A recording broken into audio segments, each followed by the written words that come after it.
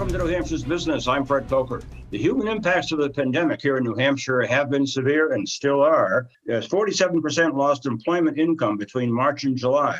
29% difficult to pay for usual household expenses. 20% expect the loss of household employment income in the next 4 weeks. And 8% often didn't have enough to eat. And a big part of that story, it can be shown in this graph, which shows a very uneven impact in employment rates. Look at the black line on the bottom. Not long ago, as of November 15th, the employment rates of those in the low wage category of 27,000 and less had decreased by 21.1%. Now look at the top red line. It shows the employment rates of those in the higher wage category of 60,000 and more were up 4.3%. And that gap is not likely to narrow anytime soon. Now, with me to walk us through some of the takeaways to date from the pandemic in New Hampshire is the senior policy analyst at the New Hampshire Fiscal Policy Institute, Phil Slatton. Welcome. Thank you very much, Fred. It's great to be here. You just made a presentation to the New Hampshire Legislature's Ways and Means Committees in the House and Senate and wrapped up with a number of takeaways from the pandemic. A few of them grabbed my attention, Phil, and one of them is this: the impact of the COVID-19 crisis was swift and massive. Massive is a big word.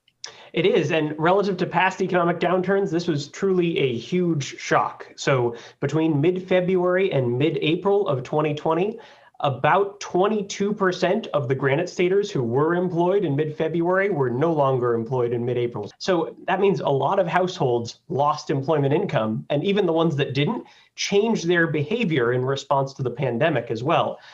That translated to a second quarter gross state product estimate in New Hampshire, our own version of the gross domestic product or the size of the economy. The second quarter of 2020 saw an economy about the same size in New Hampshire that it was 6 years ago. So it was a massive shock to the economy. Wow, that is massive. Yeah, right. Yes. The next takeaway was the stark sectoral differences to a regular recession. What do you mean?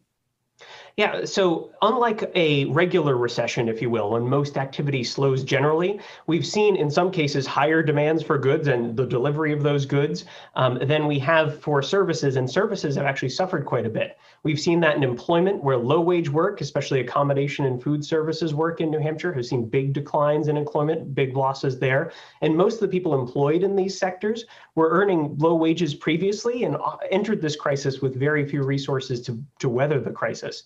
We also see this in New Hampshire specific tax revenue data, where revenues from restaurant meals and hotel rentals are down, but real estate sales and both the volume and the value of real estate sales are up.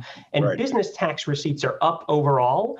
But the state officials have reported that some businesses are clearly struggling while others are doing well, but also that large businesses and large multinational businesses are an important part of the tax base here in New Hampshire. Large businesses are doing better than expected as well. And then there's this takeaway that you federal assistance had a large positive impact on the economy in 2020. And aren't we glad about that? Yes, we know from economic modeling completed during the recovery from the last recession that the most effective economic stimulus policies are those that get resources into the hands of people quickly who will use it quickly. So it tends to be people with very limited resources and low incomes. So unemployment compensation and food assistance benefits are great examples of this. Most of the aid that passed in early 2020 that helped boost the economy in New Hampshire and nationwide was focused on providing relief and sort of stabilizing household finances and supporting the economy even as unemployment soared. And then after that aid, nationally, we saw poverty rates dip in the spring and early summer, which wouldn't have happened without that aid. And in New Hampshire, we saw personal incomes increase because of that aid, even while the private sector personal incomes went down, the transfer payments went up. And we're about to see it again. Yes, if the Congress acts. The last takeaway, risk that uneven, slow wage growth and industry impacts hinder a robust, equitable, and sustainable recovery. That's not what we wanted to hear, but what do you give us your analysis? Yeah, so this recovery has the potential to be faster than the slow recovery that we saw last time from the last recession, and hopefully it will be. However, in that last recovery, lower wage workers saw their real purchasing power stagnate and even fall behind during the slowest part of that economic recovery, and even while the overall economy was growing. And given the uneven impacts that we've seen in this recession itself, the really stark uneven impacts, I think there's a risk of that happening again, and that would slow the economic recovery overall. Bill Sletton, Senior Policy Analyst at the New Hampshire Public Fiscal Policy Institute. Thank you. If you missed part of this interview, you can go to WMUR.com and click on local news and scroll down, and you'll see the whole thing.